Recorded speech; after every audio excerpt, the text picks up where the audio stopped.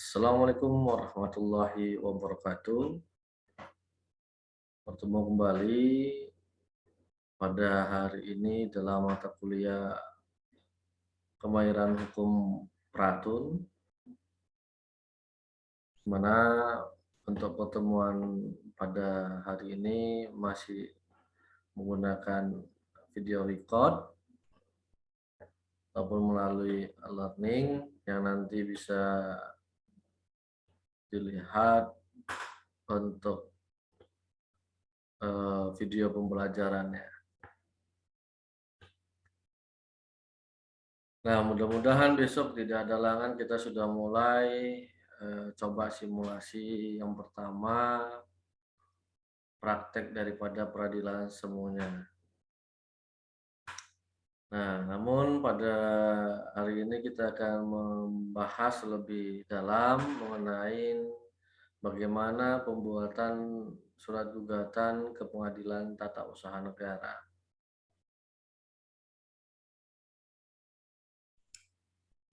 Dalam beracara di Peradilan Tata Usaha Negara khususnya tingkat pertama selalu diawali dengan mengajukan gugatan kepada pengadilan yang berwenang.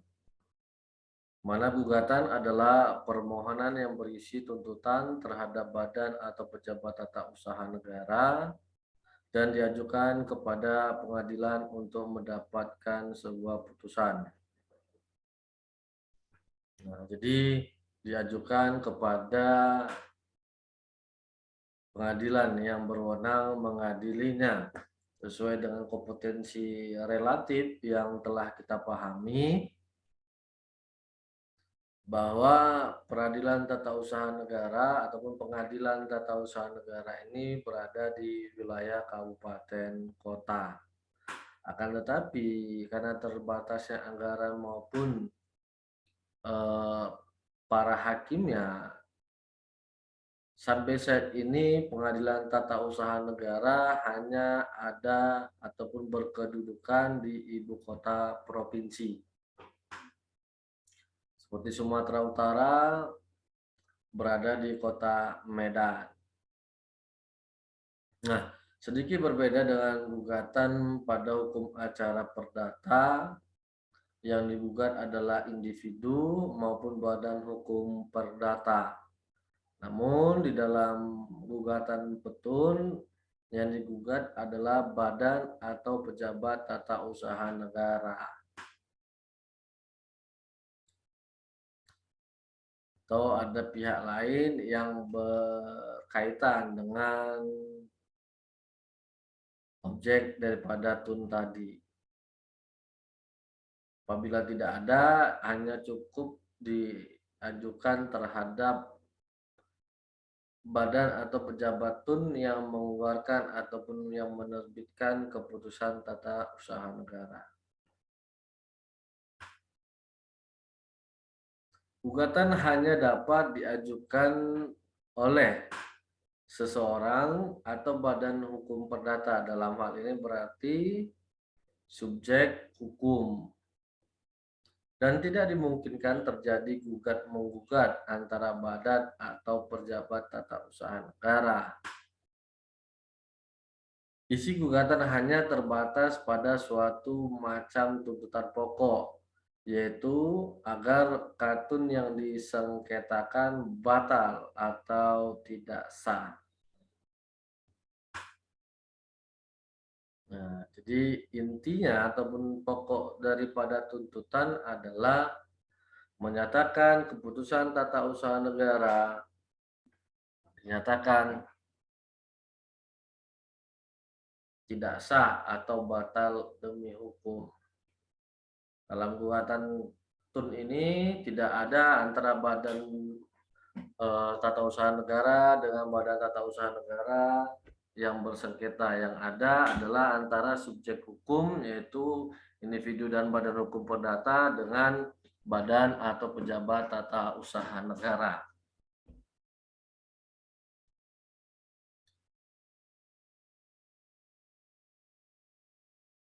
Tuntutan pokok dapat juga disertai dengan tuntutan ganti rugi. Khusus untuk pegawai negeri, selain tuntutan di atas dapat juga ditambah dengan tuntutan rehabilitasi. Rehabilitasi adalah pemulihan hak penggugat dalam kemampuan, kedudukan, harkat, dan martabatnya sebagai pegawai negeri sipil, seperti semula sebelum ada keputusan yang disengketakan, dan termasuk juga pemulihan terhadap hak-hak yang ditimbulkan oleh kemampuan, kedudukan, dan harkatnya sebagai pegawai negeri sipil. Nah, jadi bisa juga kita ajukan untuk tuntutan ganti kerugian terhadap misalnya akibat keputusan tadi kita seharusnya mendapatkan keuntungan menjadi tidak dapat keuntungan. Kemudian seharusnya pekerjaan itu bisa cepat selesai, akhirnya tidak selesai. Seperti itu. Dan kalau di pegawaian kenapa? Karena sudah diputuskan dia dipecat misalnya. Nah, selama pemecatan ini kan upahnya tidak dibayarkan. Nah, ini kan bisa merugikan dari si pegawai tadi, sehingga dia bisa meminta untuk tuntutan ganti kerugian, tambah dengan rehabilitasi, yang memulihkan hak-haknya keadaan seperti sedia kala. Gitu. Jadi menyatakan dari keputusan yang dibuat itu adalah batal demi hukum.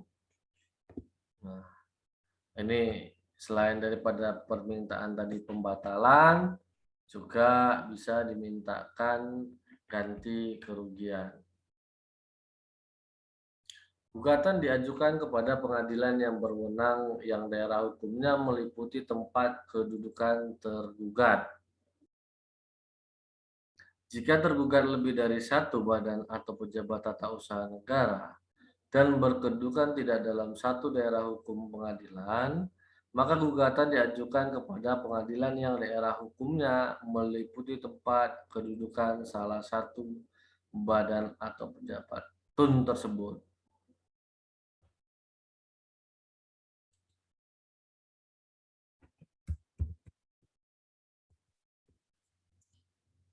Nah, jadi diajukan di tempat dari tergugatnya berdomisili, yaitu alamat dari badan atau pejabat tata usaha negara, dan bukan berdasarkan domisili si penggugat. Nah, misalnya di daerah Rantau Prapat, maka dia ngajukan tunnya di Kota Medan. Nah, kenapa demikian? Kan bukan alamatnya di Kota Medan. Benar, seperti tadi saya katakan. Sampai saat ini bahwa Peradilan Tata Usaha Negara kompetensi relatifnya hanya masih berada di kedudukannya di wilayah provinsi ibu kota provinsi. Ibu kota provinsi itu adalah Kota Medan. Ya, maka daerah yang lain harus mengajukannya di Medan, Pengadilan Tata Usaha Negeri Medan, kecuali pengadilan negeri sudah ada di kabupaten kota. Ya kan, yang baru pemekaran ada di Serge. Nah, Serge tidak lagi menjadi bagian dari eh,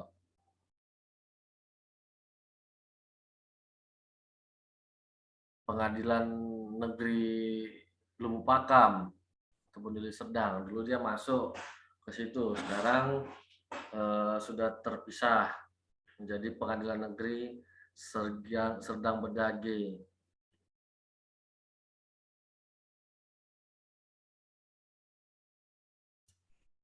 Kenapa itu gugatan? Yaitu permohonan yang berisi tuntutan terhadap badan atau pejabat tun dan diajukan kepada pengadilan untuk mendapatkan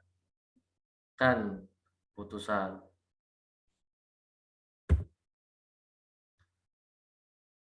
Bisa dilihat di pasal 5 Undang-Undang Nomor 5 tahun 1986.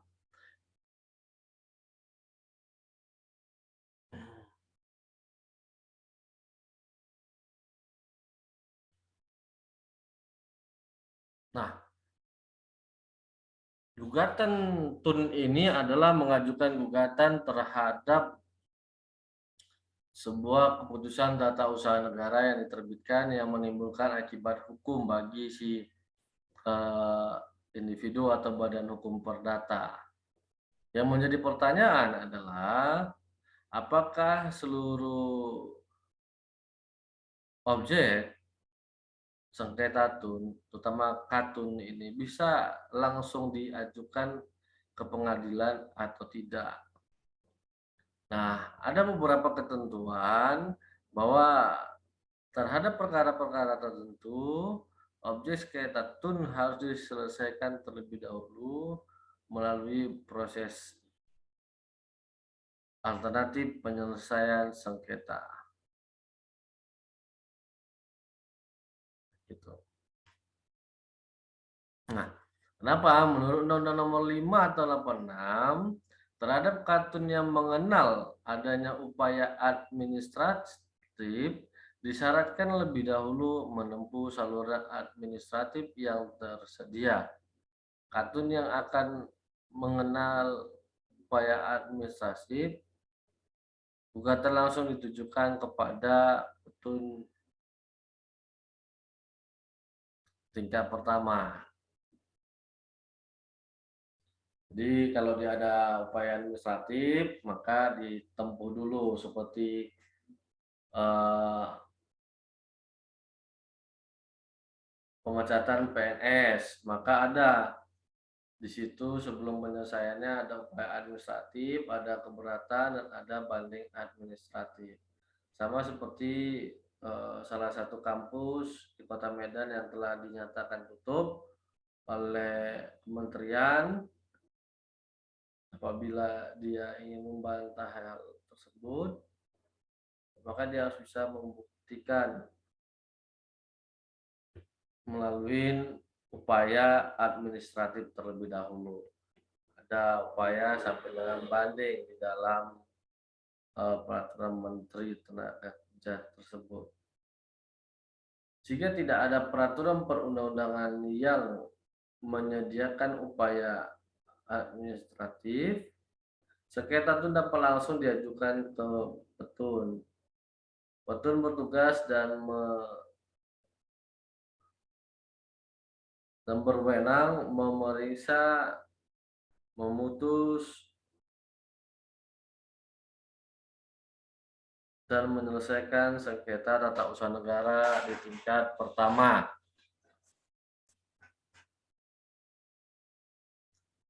Sedikit berbeda dari perdata, ya kan? Kalau di dalam perdata, kapan itu terjadinya awan prestasi? Misalnya saja dia ingkar terhadap perjanjian yang dibuat. Nah, sementara di dalam petun ada jangka waktu 90 hari dalam mengajukan gugatan. Nah, dari mana itu dilihat? Yaitu terhitung sejak saat diterimanya atau diumumkannya keputusan badan atau pejabat tun tersebut. Semisal keputusan itu dibuat tanggal 30 lalu September. Nah, namun baru dia terima di tanggal 14 Oktober. Nah, penghitungannya ya kan bukan dari berdasarkan SK-nya. Walaupun SK-nya 30 September, tapi dia baru menerima 14 Oktober. Maka penghitungannya adalah di 14 Oktober ini start mulainya. Jadi tambahkan 90 hari ke depan. Lebih kurang kita katakan 3 minggu.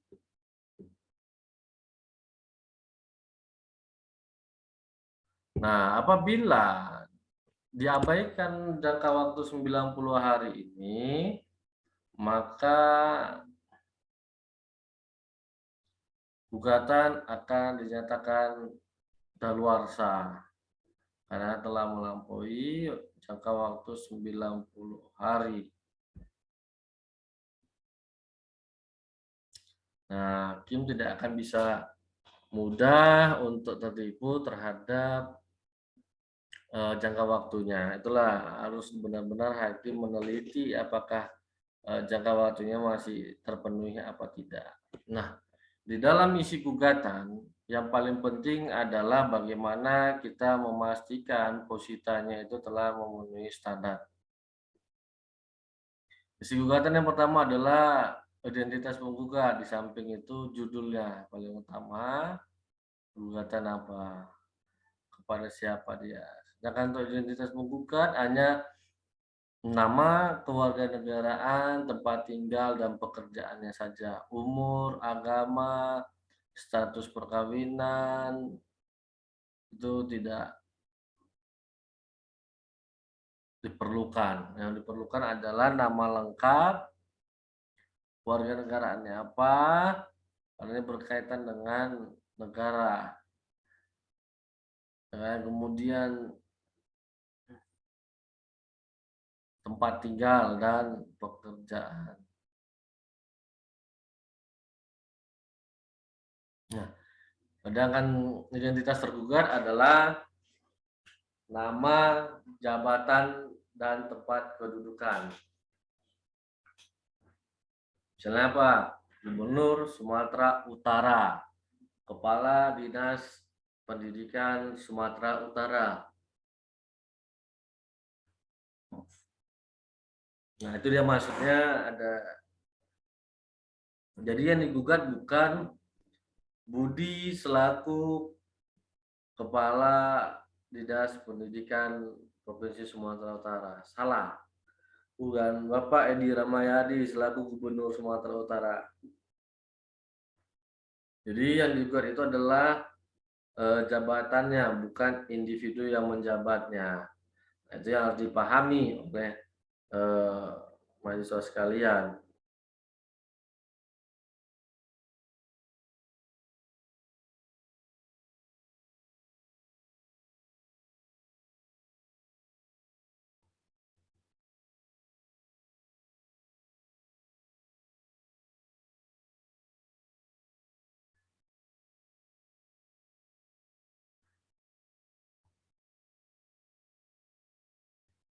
Nah, kemudian posita dan petitum.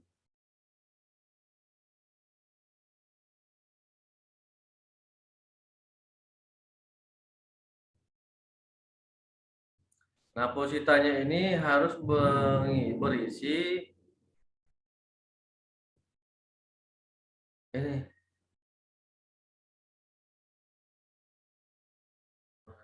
Nah, ini alasan-alasan yang dapat dijadikan dalam mengajukan gugatan. Kalau berdasarkan Undang-Undang Nomor 5 Tahun 86, ada 3 alasan yang dapat menjadi dasar diajukannya gugatan TUN ini. Yang pertama adalah katun yang digugat itu bertentangan dengan peraturan perundang-undangan yang berlaku. Kedua, badan atau pejabat tata usaha negara pada waktu mengeluarkan keputusan telah menggunakan wewenang untuk tujuan lain dari maksud diberikannya wewenang tersebut.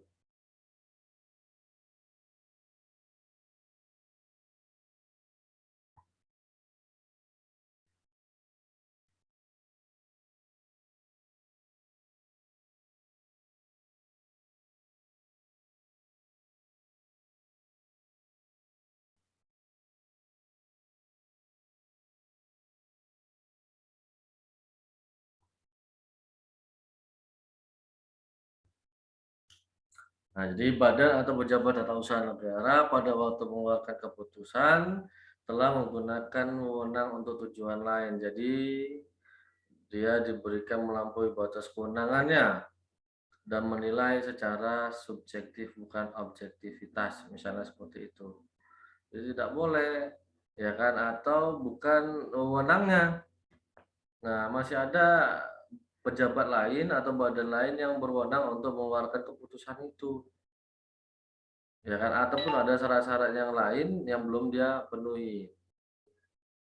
Atau yang ketiga alasannya adalah badan atau pejabat atau usaha negara pada waktu mengeluarkan atau tidak mengeluarkan keputusan Setelah mempertimbangkan semua kepentingan yang tersangkut dengan keputusan itu, seharusnya tidak sampai pada pengambilan atau tidak pengambilan keputusan tersebut.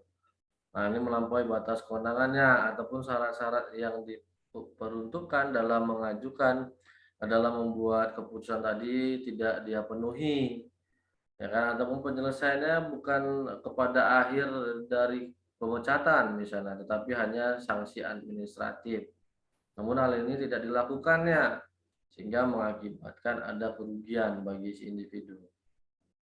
Nah, dari ketiga alasan ini telah dilakukan perubahan alasan yang menjadi lebih sederhana berdasarkan Undang-Undang Nomor 9 Tahun 2004. Dan inilah yang berlaku sampai saat ini alasan-alasan yang dapat digunakan dalam mengajukan gugatan TUN.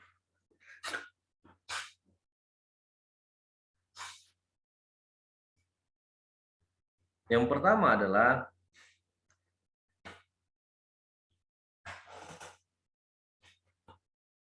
akun bertentangan dengan peraturan perundang-undangan. Ya, kita lihat di yang 586 sama kan gitu, akun bertentangan dengan undang-undang ataupun peraturan perundang-undangan. Ini masih tetap digunakan. Sedangkan yang kedua, alasan kedua dan ketiga ini dirubah menjadi katun yang digugat itu bertentangan dengan asas-asas umum pemerintahan yang baik, UPB yang sudah kita bahas di pertemuan sebelumnya. Jadi dianggap pejabat yang berwenang tadi menggunakan maksud tujuan lainnya dan melampaui kewenangannya, dianggap dia tidak melaksanakan asas-asas umum pemerintahan yang baik. Nah, jadi dua alasan inilah menjadi dasar dalam mengajukan gugatan tata usaha negara. Dan inilah diisi di dalam poin ketiga, yaitu posita. Dalam posita itu menjelaskan legal standing penggugat, kemudian jangka waktu mengajukan gugatan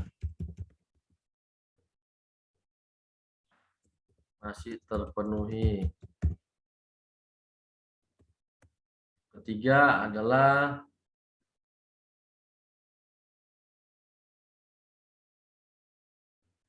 saya buat aja di sini ya, poinnya 1, kemudian 2, duanya adalah menjelaskan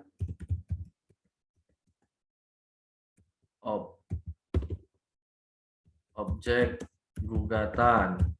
Apakah objek ini masuk kepada objek TUN yang diatur di dalam Undang-Undang Nomor 5 Tahun 86.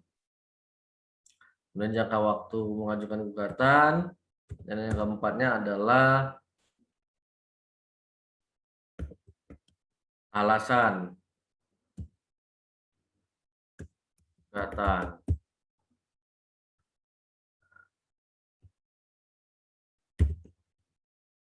Ini uraian di dalam posita harus mencantumkan keempat poin ini. Kita harus menjelaskan legal standing kita, apakah memang kita yang berhak mengajukan gugatan atau tidak. Kemudian menjelaskan objek gugatannya apa keputusannya, karena tidak semua keputusan tersebut, keputusan tata usaha negara dapat dijadikan objek sengketa TUN. Kemudian jangka waktu mengajukan gugatan, apakah masih terpenuhi atau tidak, dan alasan gugatan. Seperti yang pertama, jadi alasan gugatan A1 misalnya kan, A, katun bertentangan dengan peraturan perundang-undangan. Nah, kita harus bisa menjelaskan undang-undang apa yang dilanggarnya, peraturan pemerintah apa yang dilanggarnya, sampai dengan yang terendah, perda, permen, dan segala macamnya. Itu harus bisa uraikan sehingga hakim bisa yakin bahwa keputusan tadi benar-benar dibuat tidak memenuhi ataupun tidak mengacu kepada peraturan perundang-undangan yang berlaku.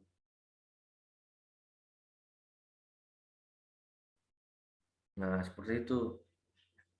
Baru masuk petitumnya. Apa yang dimuat di dalam posita, tuntutannya menyatakan batal, maka inilah dimasukkan juga ke dalam petitumnya. Apabila petitumnya ada mengenai tuntutan tersebut, tetapi di dalam positanya tidak ada, maka gugatan tersebut dinyatakan kabur atau tidak lengkap, sehingga bisa menjadi NO, Niet Onafhankelijk Verklaard. Nah, inilah di dalam isi gugatan tersebut. Jadi harus bisa diperhatikan untuk membuat gugatan. Nah, inilah nanti yang harus saudara buat, apakah telah memenuhi atau tidak standarisasi dari pembuatan sebuah gugatan. Nah, gugatan sedapat mungkin disertai keputusan tata usaha negara yang disengketakan. Apabila tidak ada, apakah boleh, Pak? Boleh. Karena di dalam undang-undang dikenal dengan adanya gugatan fiktif negatif. Artinya bahwa gugatan itu belum objeknya belum ada. Nah, karena hal ini berkaitan dengan undang-undang daripada administrasi pemerintahan terhadap permintaan warga negara untuk diterbitkannya sebuah keputusan. Akan tetapi, badan atau pejabat tun yang berwenang tersebut tidak mengajukan atau tidak mau menerbitkan keputusan tersebut. Padahal seluruh persyaratan yang telah ditentukan oleh undang-undang telah dipenuhi oleh si pemohon. Makanya berdasarkan hal tersebutlah bisa kita mintakan pengadilan memerintahkan badan atau pejabat tun tersebut untuk menerbitkan keputusan tata usaha negara yang dimohonkan. Nah, misalnya dalam penerbitan IMB ternyata tidak disetujui, tidak diterbitkan padahal seluruh syarat-syaratnya telah dipenuhi. Ataupun penolakan tersebut tidak jelas dasar hukumnya. Bisa kan gitu. Nah, dalam gugatan dapat diajukan permohonan pemeriksaan acara cepat.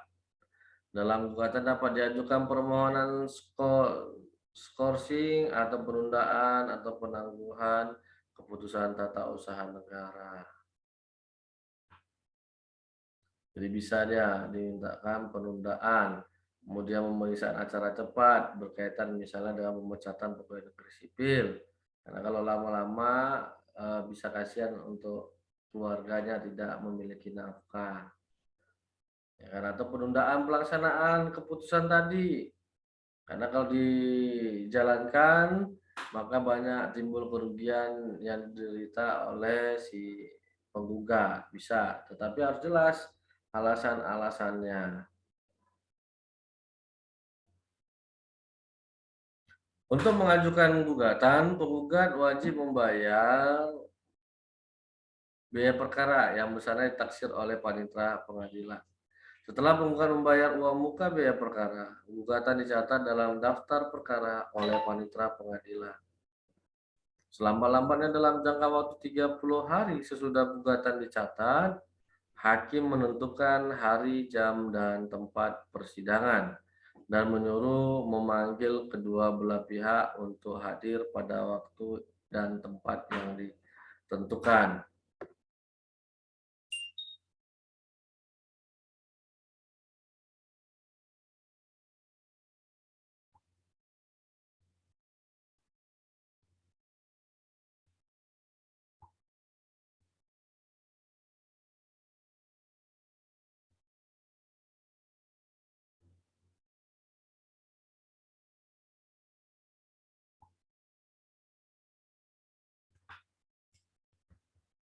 Nah, jadi dalam waktu 30 hari hakim sudah menentukan dia hari sidang. Surat panggilan kepada tergugat disertai sehelai salinan gugatan dengan pemberitahuan bahwa gugatan ini dapat dijawab secara tertulis.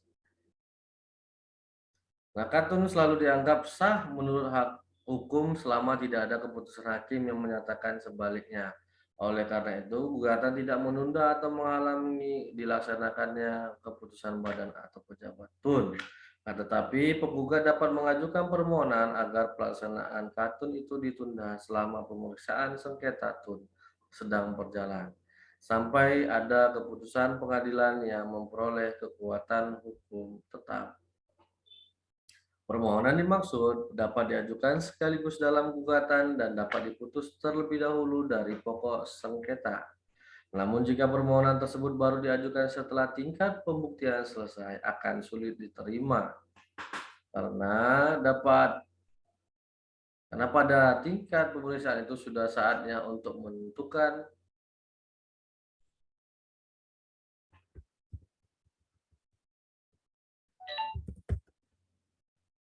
dikabulkan atau tidak permohonan penundaan katun. Nah, jadi dimintakan terlebih dahulu putusan provisi, artinya putusan yang didahului. Jadi nanti hakim akan mengeluarkan putusan sela terhadap permohonan tersebut apakah layak atau tidak. Nah, agar permohonan penundaan pelaksanaan dapat diterima, maka permohonan yang diajukan secara terpisah harus memenuhi syarat-syarat formal yang berlaku untuk surat gugatan. Permohonan penundaan pelaksanaan katun harus hanya berkaitan dengan gugatan pokok yang telah dimasukkan dan jelas masuk dalam kompetensi pengadilan tersebut. Apabila terdapat keadaan yang sangat mendesak yang mengakibatkan kepentingan penggugat sangat dirugikan jika katun yang juga tetap dilaksanakan. Yang kedua, alasan dikabulkan penundaan adalah permohonan penundaan pelaksanaan katun itu tidak menyangkut kepentingan umum. Yang ketiga, katun belum pernah katun itu belum pernah diputuskan oleh pengadilan. Jika permohonan sudah pernah ditolak oleh pengadilan, tentu saja permohonan ulang tidak dapat diterima.